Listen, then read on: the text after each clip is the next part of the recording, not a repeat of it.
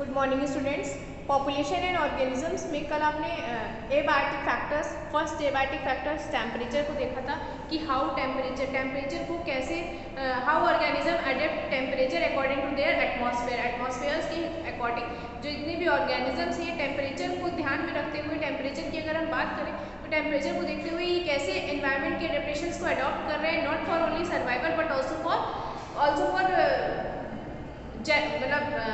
For reproduction के लिए और नॉट फॉर सर्वाइवल। रिप्रोडक्शन भी एक बहुत इंपॉर्टेंट पार्ट है किसी भी स्पीसीज को बनाए रखने के लिए। किसी भी स्पीसीज की कंटिन्यूएसी तभी हो सकती है जब वो अपने आप को रिप्रोड्यूस करे। अगर वो रिप्रोड्यूस नहीं करेगा तो वो स्पीसीज क्या होगी, एक रेड लाइन में आ जाएगी और एक टाइम के बाद वो स्पीसीज एकदम खत्म हो जाएगी। तो सर्वाइवल के लिए, not for only survival but अपने आप को आगे बढ़ाने के लिए, अपनी स्पीसीज को बहुत आगे तक ले जाने के लिए, जनरेशन को आगे कंटिन्यू रखने के लिए सर्वाइवल इंपॉर्टेंट नहीं है। इंपॉर्टेंट क्या है? इंपॉर्टेंट है रिप्रोडक्शन। जब वो रिप्रोड्यूस करेगा, सर्वाइव करने के बाद ही वो रिप्रोड्यूस करेगा। तो सर्वाइवल के साथ साथ रिप्रोडक्शन भी एक बहुत महत्वपूर्ण, बहुत इंपॉर्टेंट रोल प्ले करता है स्पीसीज की जनरेशन को आगे बढ़ाने के लिए। सेकेंड आपका क्या है? Second is water. Water is the second most important abiotic factor for organism. Temperature के बाद वाटर एक बहुत इम्पॉर्टेंट फैक्टर है ऑर्गेनिजम्स के सर्वाइवल के लिए। और अगर लिटरली में अगर देखा जाए तो लाइफ का जो ओरिजिन है वो वाटर से ही हुआ है। अगर वाटर नहीं है तो जहाँ पर आप किसी भी रीजन में चले जाइए या किसी भी, अगर हम प्लैनेट की बात करें, अगर वहाँ पर वाटर नहीं है तो लाइफ भी वहाँ पर पॉसिबल नहीं है। तो डेजर्ट में जो होता है वो पानी, डेजर्ट एरिया, जितना भी डेजर्ट रीजन है वहाँ पर पानी क्या है, बहुत लिमिटेड होता है। इसलिए केवल स्पेशल एडेप्टेशंस द्वारा ही ऑर्गेनिजम्स में रहना, जो स्पेशल एडेप्टेशंस के एनिमल्स हैं वही डेजर्ट में सर्वाइवल कर पाते हैं। जिसमें ऐसी स्पेशल एडेप्टेशंस नहीं है विदाउट वाटर सर्वाइवल की, वो डेजर्ट रीजन में जहाँ पर एक लिमिटेड पानी है, लिमिटेड पानी मिल रहा है, वहाँ पर वो सर्वाइव नहीं कर सकते हैं। तो ऐसी जगह पर एक स्पेशल एडेप्टेशंस के एनिमल ही सर्वाइव कर पाते हैं। प्लांट की प्रोडक्टिविटी और डिस्ट्रीब्यूशन भी पानी पर बहुत ज़्यादा डिपेंड करती है। जो प्लांट है, जितना भी प्लांट किंगडम ग्रो हो रहा है, बढ़ रहा है, फार्मिंग हो रही है, तो ये वाटर के बिना पॉसिबल नहीं है। अगर वाटर नहीं है तो फार्मिंग नहीं होगी, प्लांटिंग नहीं होगी, मीन्स गार्डनिंग भी कुछ भी पॉसिबल नहीं है वाटर के बिना। प्लांट किंगडम में भी प्लांट भी सर्वाइव नहीं कर पाएंगे without water. Oceans, lakes and rivers में रहने वाले ऑर्गेनिजम्स को भी वाटर रिलेटेड प्रॉब्लम्स का सामना करना पड़ता है। जो भी रिवर या ओशन में जितने भी एनिमल्स रह रहे हैं उनको भी कुछ ऐसी वाटर रिलेटेड प्रॉब्लम्स होती हैं जिसको उनको फेस करना पड़ता है।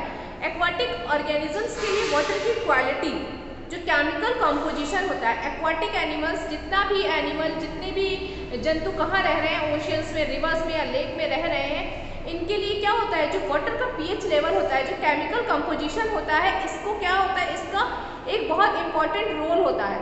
पीएच एक बहुत इंपॉर्टेंट रोल प्ले करता है एक्वाटिक एनिमल्स की लाइफ को सर्वाइव करने के लिए। सॉल्ट का कंसंट्रेशन, लाइक अगर हम इनलाइन वाटर की बात करें तो इनलाइन वाटर का जो सॉल्ट कंसंट्रेशन है वो कैसा होना चाहिए, वो 5 से बिलो होना चाहिए, 5 से कम होना चाहिए। इनलैंड वाटर का सॉल्ट कंसंट्रेशन कितना होना चाहिए, 5 से कम होना चाहिए। सी वाटर का 30 to 35 होना चाहिए। और हाइपरस्लाइन लगून्स में क्या होता है, ये 100 से अबव होता है। तो कई फ्रेश वाटर एनिमल्स समुद्री पानी में, और समुद्री एनिमल्स फ्रेश वाटर में लंबे समय तक नहीं रह सकते क्योंकि ये ऑस्मोटिक प्रॉब्लम का सॉल्व। जो ओशन में रहने वाले एनिमल हैं वो बहुत टाइम तक रिवर्स में सर्वाइव नहीं कर सकते हैं। या जो रिवर वाले एनिमल्स हैं, जितना भी रिवर का एक्वाटिक एनिमल है वो रिवर में जो रहता है, जो उनके हैबिटाट्स रिवर है, वो बहुत टाइम तक ओशियन में सर्वाइव नहीं कर सकता क्योंकि उनके ऊपर एक ऑस्मोटिक प्रॉब्लम्स आ जाती हैं और वो सर्वाइव नहीं कर पाते। जो भी एनिमल्स, जितना भी एक्वाटिक एनिमल्स ओशियन में रह रहा है वो रिवर में बहुत ज़्यादा दिन तक सर्वाइव करने के लिए कैपेबल नहीं होता है क्योंकि ओशियन का वाटर अपने आप में एक बहुत हाई सॉल्ट कंसंट्रेशन लिए रहता है, उसमें सॉल्ट का कंसंट्रेशन बहुत ज़्यादा होता है। तो इसीलिए कुछ ऑस्मोटिक प्रॉब्लम्स हैं जिसकी वजह से जो एनिमल्स जिस हैबिटेट में, जिस एनवायरनमेंट में रह रहा है वो इसी एनवायरनमेंट में सर्वाइवल के लिए कैपेबल होता है। बहुत ज़्यादा टाइम तक वो अपने से अगेंस्ट सर्वाइवल को वो अडॉप्ट करने के लिए कैपेबल नहीं होता है। ठीक, तो ये बात हो गई वाटर की कि water is the most important and second most important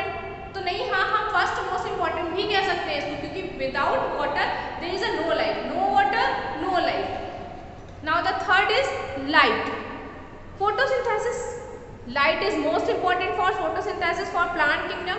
अगर लाइट नहीं होगी तो जितना भी प्लांट है वो क्या होगा, फोटोसिंथेसिस करने में कैपेबल नहीं होगा। जब वो फोटोसिंथेसिस नहीं करेगा तो वो कोई फूड प्रिपेयर नहीं कर पाएगा और अपने आप को वो ग्रो नहीं कर सकता। फॉरेस्ट में टॉल और कैनोपी वाले पेड़ों की छाया में लगातार रहने वाले छोटे पौधे हर्ब और श्रब्स जो होते हैं वो भी क्या होंगे, बहुत कम लाइट, कम प्रकाश में फोटोसिंथेसिस को अडॉप्ट हो जाते हैं। जो हर्ब्स और श्रब्स होती हैं, जो एक बहुत अगर फॉरेस्ट एरिया में जाए तो बड़े बड़े ट्रीज होते हैं, बड़े बड़े ट्रीज के साथ में कुछ हर्ब्स और श्रब्स भी होती हैं जो उन बड़े ट्रीज की शेड में पल रही होती हैं।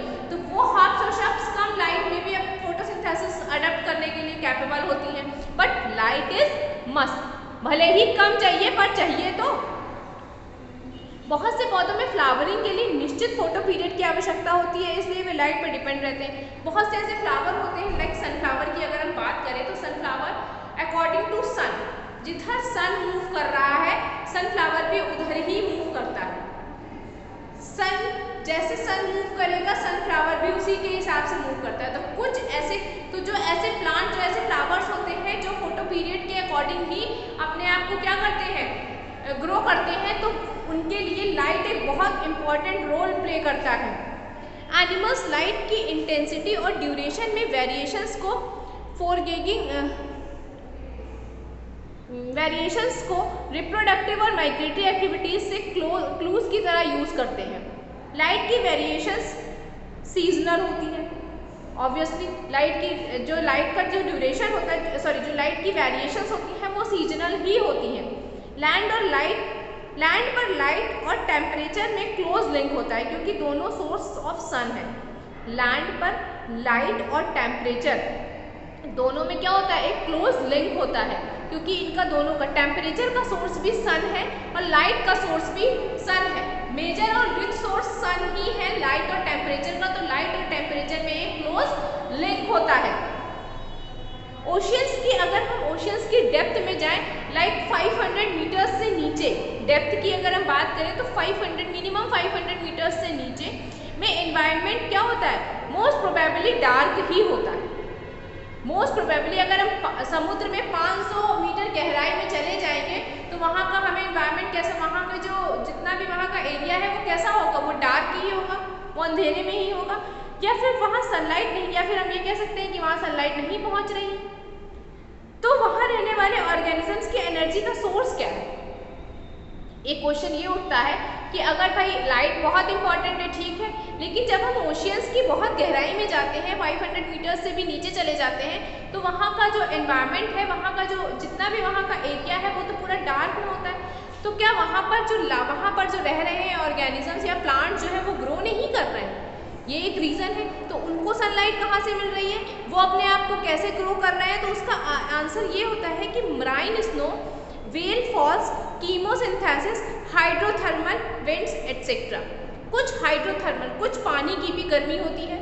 हाइड्रोथर्मल्स हाइड्रोथर्मल्स तो बहुत इजी और बहुत कॉमन एग्जांपल है under water source of temperature के लिए, क्योंकि वाटर से क्या बन रहा है, वाटर से लाइट भी तो बनती है। हाइड्रोथर्मल पावर प्लांट्स आपने देखे होंगे, जो ये बड़े बड़े जो गंगा बैराज की, अगर हम आप अपने एरिया में गंगा बैराज में जाकर के देखिए, जो ये बड़े बड़े थर्मल प्लांट्स लगे हुए हैं, पानी के अंदर जो प्लांट्स लगाए गए हैं अंडर वाटर, हाइड्रोथर्मल प्लांट्स, वो फॉर प्रोडक्शन ऑफ लाइट ही तो लगाए गए हैं। तो हाइड्रोथर्मल कीमोसिंथेसिस ये रोल प्ले करते हैं वहाँ पर जहाँ पर सनलाइट नहीं पहुँच पाती है अंडर वाटर। सोलर रेडिएशंस की स्पेक्ट्रल क्वालिटी भी जीवन पर बहुत ज़्यादा इम्पॉर्टेंट रोल प्ले करती है। स्पेक्ट्रम का यूवी कंपोनेंट्स कई ऑर्गेनिजम्स के लिए हार्मफुल होता है। स्पेक्ट्रम से जो यूवी रेज आ रही हैं वो मोस्ट प्रोबेबली सबके लिए ही हार्मफुल होती है, लेकिन किसी किसी के लिए ये बहुत ज़्यादा हार्मफुल होती है, because the UV rays cause cancer, skin cancer.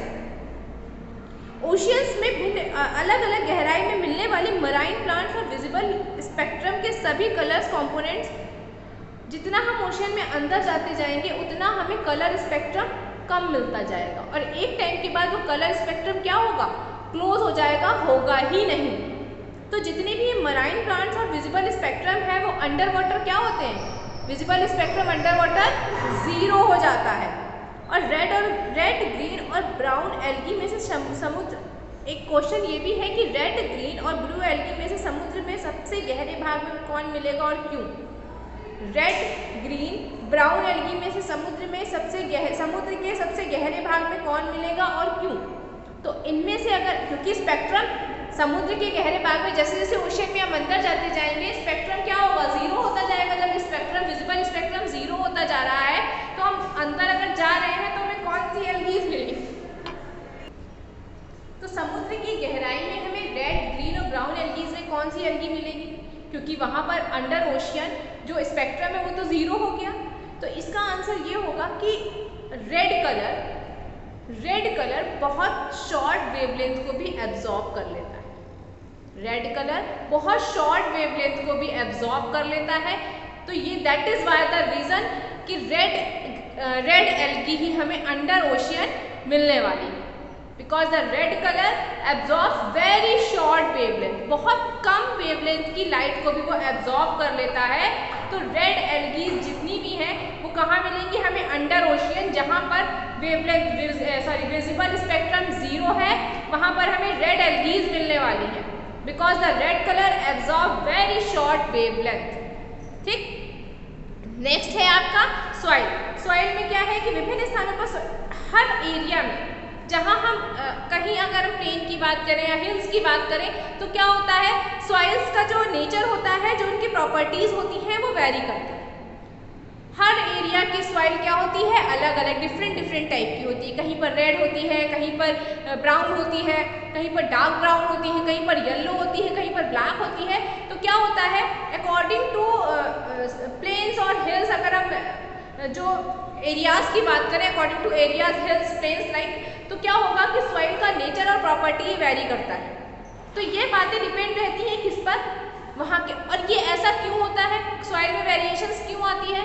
According to their climate, area के क्लाइमेट पर डिपेंड करती हैं ये सारी चीज़ें। वहाँ की वेदरिंग प्रोसेस पर डिपेंड करती हैं। वेदर सॉइल इज ट्रांसपोर्टेड और सेडिमेंट्री एंड और डेवलपमेंट।